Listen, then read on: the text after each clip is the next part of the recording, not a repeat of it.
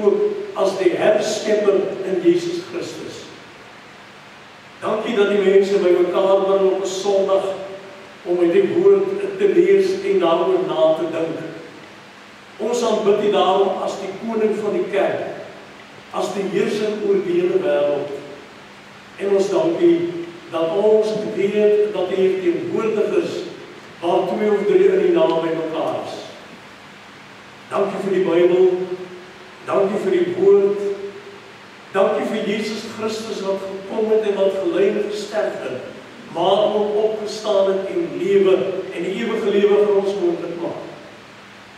Ons bid, Here, dat U ons sal seën as ons die Bybel lees, en dat U sal help dat ons weer iets sal verstaan. Ja, ons kan dit nie verstaan nie, maar dat ons so ietsie sal verstaan van die leidingspad van ons Here Jesus Christus. Sien ons saam in Jesus se naam. Amen. Ek wil lees uit Markus 14 en ook in Galasiërs 4 en dan so 'n ander enkele vers in Psalm.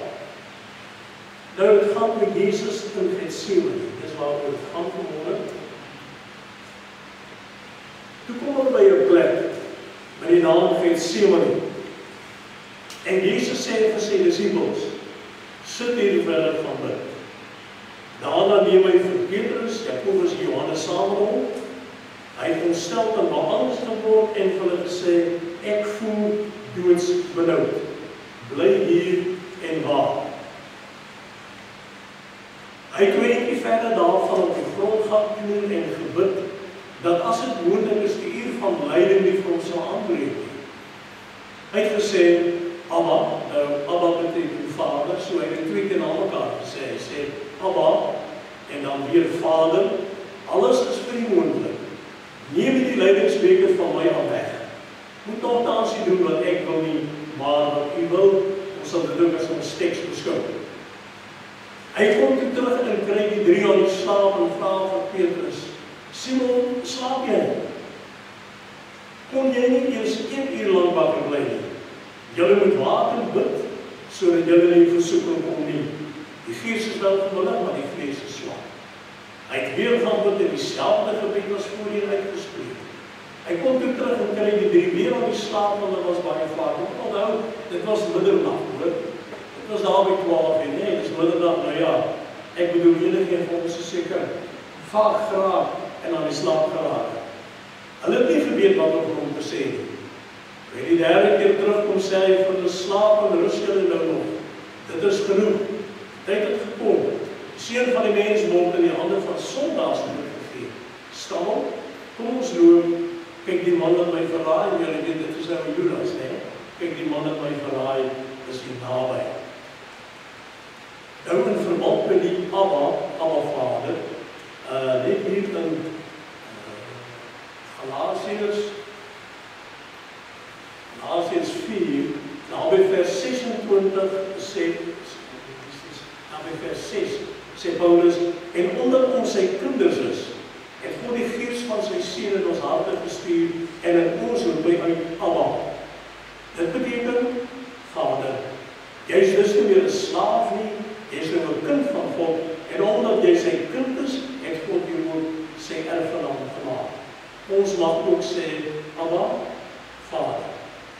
En dan hier, kyk, ons thema is Jesus en die bitterbeker, né? Jesus en die bitterbeker. Nou net iets in verband met die beker, wat ek ons so ietsie verduidelik in dit betref. Daar in Psalm 75 vers 9, daar is 'n beker in die hand van die Here. Dis vol skuimende wyn en gif gemeng. Hy laat die goddelose van die aarde daaruit drink. Hulle moet self die afsaksel opdrink, die beker leeg drink. Nou, broeders en susters, ek het gesê ons thema is Jesus en die bitterbeker. Die Bybel vertel vir ons van 2 tuine. 2 tuine wat 'n baie belangrike rol gespeel het in die huisgeskiedenis. Nou die eerste tuin waarvan ons lees, die tuin van Eden, ook genoem die paradys. En ons weet dat die Here God 'n verbod destyds geplaas het op die eet van die vrugte van die boom van kennis. En dan weet ons dat die mens hierdie verbod oortree, dat die mens ongehoorsaam was, dat die mens sonde gedoen het. En nou sê die Bybel, sy eindbestemming is die dood. Genesis 3 vers 9. Maar dan is daar 'n tweede tuin. En dit is die tuin van Getsemane, die tuin van lyding, die tuin van smart en van pyn en van versoeking. Maar dis ook die tuin waar die goddelike wil en die menslike wil tot versoening kom. Nadat Jesus en sy disippels die paasmaaltyd genuttig het en hy die nagmaal ingestel het, beweeg hulle in die rigting van die Olyfberg. Nou aan die voet van die Olyfberg, daar in die hand van die Olyfberg, was die tuin van die Getsemane. En die Getsemane beteken oliekelder.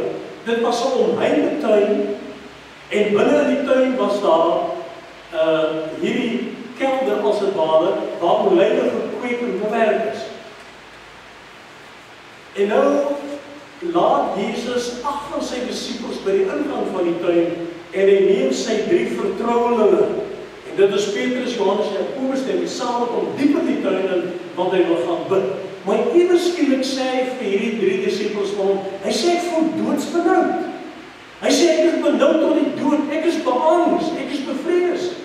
Nou sal ons sê, hoe is dit moontlik dat Jesus, die Seun van God, beangs kon wees? Hoe is dit moontlik dat hy kan sê ek is doodsbenoud? Jesus het die lydingspad bewandel vanaf sy geboorte. Toe hulle koning Herodes hom doodmaak. En langs die pad het baie mense sy lewe besoek en nou is dit die laaste paar tree op pad na Golgotha. En nou sê hy vir hierdie 3 manne, hy sê, weet julle wat, ek voel doodsbenoud. Nou moet ons onthou, Jesus het 2 nature gehad. Hy het 'n goddelike natuur en 'n menslike natuur gehad. En hier tree sy menslike natuur baie sterk na vore as hy sê, ek voel doodsbenoud. Onthou, Jesus het op die dood gevrees. Want die dood is onnatuurlik. Die dood moes nooit daar gewees het nie. Paulus sê, die dood is die loon van die sonde. Sê dit daar in Romeine 6 vers 23. En nou kom Jesus op dieselfde punt dat hy besef dat die dood 'n mag is, die dood is eintlik 'n vyand, die dood is die loon van die sonde, en hy weet, hy sal nou in ons plek, sal hy die straf op daardie sonde moet dra aan die kruis van Golgotha. En daarom roep hy uit, ek voel doodsbenoud. Want dit is ons in vers 35 dat Jesus gaan kniel. Weet julle, dis die enigste plek in die Bybel waar er staan dat Jesus gaan kniel, dat hy op sy knieë neergesak het. En dan sê hy hierdie merkwaardige woord.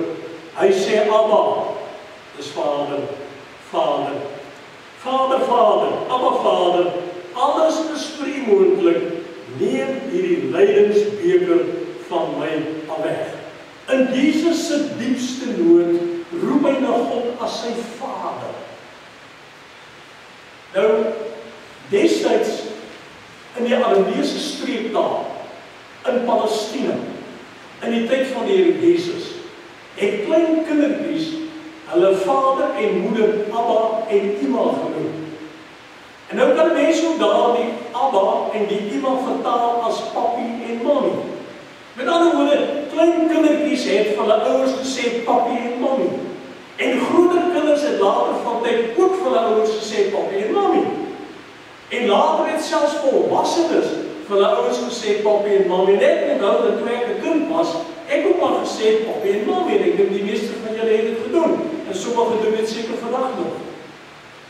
Maar wat wel interessant is dat die Jood God nie as Vader, as Abba wil aanspreek nie, want die Jood het gesê die afstand tussen God en mens is so groot dat jy nie God op 'n familiêre wyse kan aanspreek as Vader nie. Nergens in die gebedslike natuur van die Jode vind 'n mens dan ook dat hulle God Vader noem nie. En selfs die volk van Israel was huiwerig om God as Vader aan te spreek. Maar nou kom Jesus en hy verander die hele ding.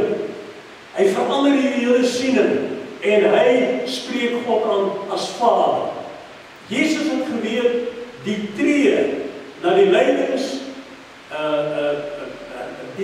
die regte lydingsplek aan die kruis van Golgotha raak aan stywe. En dis asof hy hierdie pyn van sy stem aan die kruis alreeds begin voel. En daarom sê hy vir God Vader. Hy het geweet, daar's 'n intieme verhouding tussen hom en sy Vader. En daarom het hy nie omgegee om sy Vader op 'n familiêre wyse aan te spreek as Vader nie. Hy het geweet, God is sy Vader wat hier by hom is. Wat nie net naby hom is nie, maar wat ook hier by hom is. Weet julle, omdat Jesus God Vader genoem het. Daarom het ek die vers of 2 in Galasiërs gelees, mag ons hom ook aanspreek as Vader.